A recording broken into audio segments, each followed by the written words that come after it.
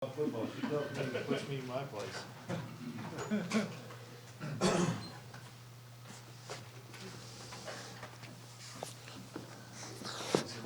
Yeah. Okay, well, good afternoon, everyone. Hope everybody had a good weekend away from football, and our guys got a good 3-day weekend, good break, and came back yesterday. Had our first workout, and today we'll put pads back on for the first time and get ready to play a really good TCU team. We talk about 1-week seasons, and we've got 6 left, and the stakes keep getting higher, and we get a really good TCU team at their place. They're playing really well. I was able to watch a little bit of it on Saturday, saw more of the second half, but Duggan's playing really, really well, playing with a lot of confidence. You can see how their defense has continued to grow in their new system that they're running. And they're playing with a lot of confidence. So it'll be a big challenge for us, and we could have a great week of preparation. What exactly is the TCU offense and Duggan doing that's giving defenses so much trouble? A couple things. One, his ability to run the football, whether it's design runs, scrambles, has been a nightmare for teams, as well as spreading the ball out. The receivers is playing at a really, really high level right now. The running back's playing at a high level. They're blocking up front really well. And then you mix in the amount of tempo that they're running. They're getting a lot of people misaligned and just throwing some easy smoke screens that are sometimes you think would be knocked down for 3 or 4, and they're getting 15, getting 18 yards, and then they're able to take and win on their shot plays. But I think it's a credit to where Duggan's at and how he's playing, because he's making them go.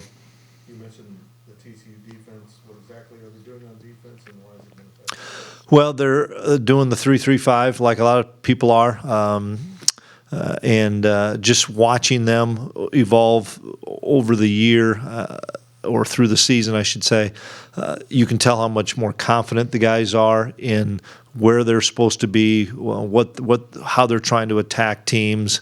They played a bunch of man coverage against Oklahoma State that has really talented wide receivers, and there wasn't a lot of easy throws for Sanders to make, and they made plays on balls and knocked things away, and did a great job of stymieing the run game with their linebackers and their front so active and safeties, and they're playing some simple things really, really well. And you mentioned last week that the team was pretty beaten up. You were thankful for the off week. Yeah. How is the health looking? Well, we'll find out today. There was a number of guys that didn't participate yesterday that we anticipate practicing some today or tomorrow. But everybody that played against Iowa State is right now on target to play this Saturday. Promise I'm not trying to jinx anything here with this question, but Adrian, 6 games in, not a single interception. How's he been able to do such a good job? It's something we emphasize, and something that he's conscious of to make sure that in tight ball games, maybe it's a turnover here or there that could flip the tide of a game, and understanding that sometimes I've got to check the ball down or I've got to tuck it away, and maybe punt isn't a bad thing rather than forcing a throw. That's part of it. Part of it is his maturity, the fact that he's played so much football. And I think Coach Klieman is putting him in some really good situations and calls to be successful. And us trying to stay ahead of the chains and not being a bunch of 3rd and 8+ where you might typically force the ball, and being in a lot more 3rd and shorts. It gets you, opens up the playbook a little bit more, and he's making good decisions. I want to ask, as the season has gone on, you guys have leaned on the run a little bit more than the pass, but you're still, even as you do that, and teams put more guys in the box, you keep getting yards. What's been the key to continuing to rush for yardage on the ground, even if the defense doesn't? A lot of different sets that we're doing some run game out of. the fact that we've got two guys back there that have been really productive in Deuce and Adrian, as well as probably, hopefully, getting more out of DJ because he had such a good finish to that game. And our offensive line and tight ends are blocking really well. And we know that based on the situation, based on the game situation, who we're playing, what they're doing to us, that we're going to have one of those games where we're going to have to throw it probably like we did against Oklahoma. You mentioned him right there, but DJ, at the end of that game, how much confidence did you get in him watching him run? It was fun to watch him run with that kind of confidence and running hard and being physical. And, there's some things that we know that he has the capabilities of doing that he showed for sure on Saturday.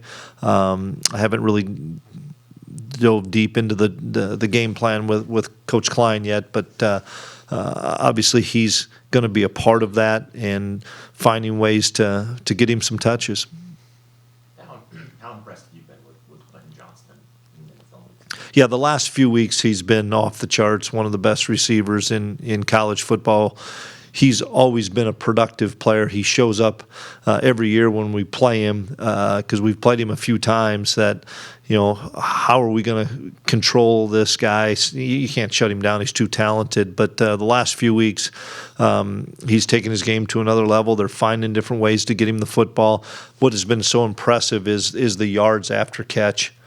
He can always go up and get it because he's a big, strong, physical receiver, but catching the ball on under routes or on quick stop routes or smoke routes and making somebody miss and breaking 2 or 3 tackles, and then what seemingly could be a 5 or 6 yard gain has been turning into big plays for him, and that's where we have to do a tremendous job on the perimeter of getting off blocks as well as tackling. And you touched on a little bit with Vince's first question, but is there anything specific that you've seen from Duggan that kind of explains kind of the leap in play that he's had? No, nothing specific. I've always been a big fan of his. I think he's an unbelievable competitor, and I remember him playing I think he was a true freshman in 19, and he had some really good plays against us here. And I know he's had some ups and downs as a lot of players have, and he's always come back. He's a competitor. I met him. I can't remember if it was last year at the Big 12 Media Days, and I thought he was a first-class kid, and he deserves the success he's having because it hasn't been easy, but you can tell that the players trust him and the players rally around him, and he's been impressive. Maybe a dumb question, but in your experience, is there a clear schematic and preparation advantage for a team with a bye week versus a team not? I don't think so. You could say you're fresher. You could say that you should keep playing because it's going well for you. Once it kicks off at 7:05 or 7:10 or whatever time it's going to kick off, you can throw all those things out the window because you're still going to do what you do probably on both sides, and you're not going to reinvent the wheel on either side of the ball. And so I don't think it's a huge deal, especially once it gets kicked off. You've given up some yards in the passing game, but from an efficiency standpoint, I think you're among the best in the Big 12. Is there anything you can point to that's really worked for you? Just preaching to the guys that there's really good offenses in this league and in college football, and oftentimes it's you forgetting the play that happened to you so that you can get your focus back and go to the next play and find a way to get a stop. And we were very successful a couple weeks ago in not allowing Iowa State to get in the end zone and forcing them into field goals. And typically field goals don't get you beat, and touchdowns in the red zone do. And so I think our coaching staff on defense has done a great job of keeping the guys focused and realize that every offense in this league especially is going to be able to move the football. You just have to find a way to get stops in the red zone. Kind of talking about that, but Oklahoma State moved the ball on TCU and they stalled out in the red zone. They had to kick a lot of field goals. What is the key offensively to breaking through there and scoring those goals? It's kids making plays more than anything. You know, the field shrinks. That's the easy answer. The field shrinks, and it's just not as much space out there. But it still comes down to, I would assume, if you even on some of our times where we've gotten stalled out, we missed a block, missed a read in the throw game, missed an ID in the run game, whatever it may be, and it's just coming down to in when the space gets that much shorter, the margin for error is that much smaller. So you have to be able to make plays, and it's not just a skill kid making a play. Maybe it's a big block by a wide receiver, or a big block by an offensive lineman. And then I want to ask about Austin Moore. Coming into the season to where he is now, how much growth have you seen from him, and where has he, expectation-wise, gone? Well, the easy thing, you'd say he's made a lot of growth in every asset or aspect of the game, but that's the expectation that I have for Austin. I know it's the expectation that Austin has for himself. He's a very humble, confident kid in his ability, as well as knowing how he fits within the defense. And so for any of us to say we're surprised by Austin Moore, you watch that kid work every day in the winter, the spring, the summer, and the fall. It doesn't happen by accident. He's a warrior. He's a kid that's playing with a lot of confidence, playing really fast. He's without question one of our best defensive players right now. You'd ask any of our guys that are, quote, our marquee guys that you'd talk about, and they would point to Austin Moore as a guy that's having an all-conference year. Coach, halfway through the season, what's the biggest thing you've learned about this team? Resolve, resiliency, belief, block out the outside noise, and just focus on the next day and focus on the next opportunity. It's not always going to be pretty, but if you can continue to believe believe in the plan, believe in each other, believe that you're going to find a way. It's been really cool to watch the last 3 weeks us survive and attack the adversity that we faced, and not just say, oh, well, we're facing adversity, here we go. It's, all right, who's going to stand up and make a play? How are we going to get this thing stopped and flip the momentum? Because we've had it in Oklahoma, we've had it in Tech, and we've had it in Iowa State, where all three of those games could have gone the other way. But our guys have such great belief in each other, and belief in the plan, belief in the coaches, that kind of carries over once you get in the fourth quarter. Felix had 6 sacks against TCU. Yeah. Ended up being 4. Yeah. Right now, he's mid-season All-American by The Athletic. How motivated, how good is he playing right now, and how motivated do you feel like he is for TCU? Felix motivated to play anybody. He just loves to play the game, and I'd forgotten that was the game that he had that. But Felix has a big challenge on his hands. They're really good up front, and they get rid of the ball, and they've got a kid back there that's very elusive, and so it's a big challenge for us on defense in general. And when we're really good on defense, it's guys like Felix and Eli and Khalid, whoever else, getting pressure on a quarterback. And if we give Duggan all day to sit back there, it's going to be a long day for us. What is Khalid's health leading into this week? He should practice today on a limited basis, but we anticipate him being able to play. Past conversations with Connor Riley, he's talked about expecting almost a true freshman offensive lineman to step into the competition. Who would that be, 1 or 2 guys? Well, a number of them have an opportunity. Pastori's probably right now the closest. All these guys that are the true freshmen, they're not 295, 300 pounds. They're in their 270 somewhere, and they're truly in a developmental year. They're getting some reps because of the loss of TP and Liney for a while. They're getting some reps just with the second offensive line. I think that's benefited a kid like Pastori the last couple weeks.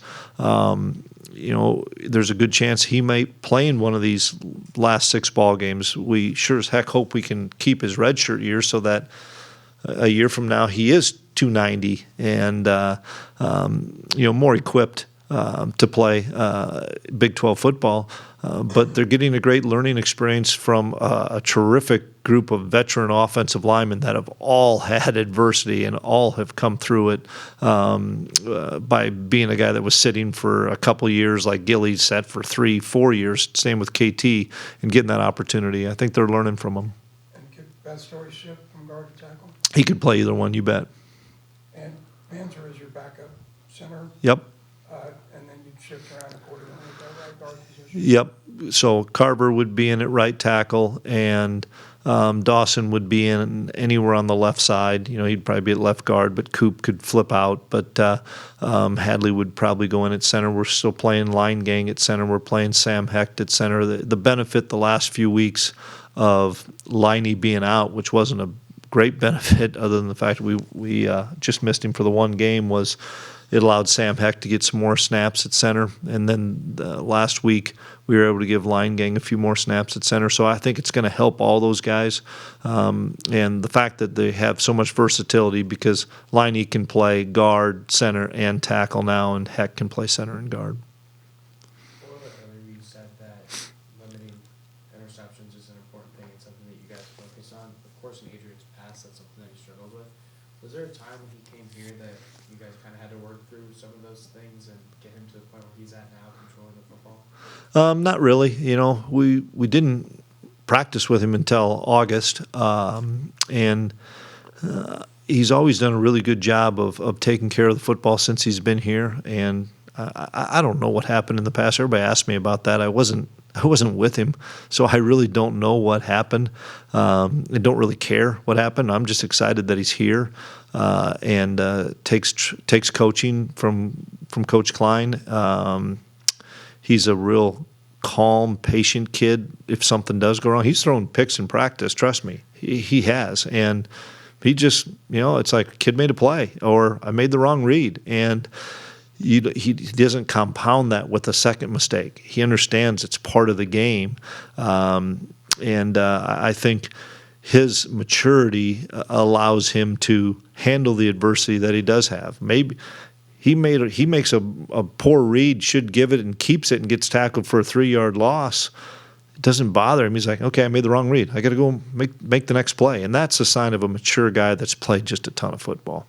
From a coach's perspective, as you talk about his maturity and his calmness, how much fun is it or enjoyable is it for you to coach someone who's always just focused on the next play and the next snap? Yeah, it's refreshing. In the day and age of different things we see in college football, Colin's one that gets to coach him all the time. I get to meet with him on a few days during the week, and we watch a little film, and we'll do that after this, and just he'll pick my brain and I'll pick his brain on things that we're seeing from a defensive perspective, and all the QBs will do that with me. It's just fun to we have some light moments in there talking about other things as well. It's just, I think, a calming effect that he has, that Coach Klein has on him as well, and it's been fun to watch Adrian continue to grow in our system and continue to learn from how we're doing things within our offense. Kind of along those same lines, maybe a criticism is early on was that he was being too careful and not to turn the ball over. What has he done to be able to keep doing that, but at the same time be more aggressive? The easy answer would be we told him to let it rip.